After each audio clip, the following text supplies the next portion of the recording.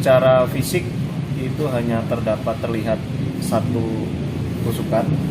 Namun untuk lebih pastinya kita menunggu dari hasil pemeriksaan lebih mendetail dari dokter otopsi. Ini motifnya dugaan sementara dendam atau salah sasaran, dan kalau dari hasil olah TKP sementara, dan sementara kita masih belum dapat menyimpulkan, kita masih melakukan penyelidikan yang menyeluruh.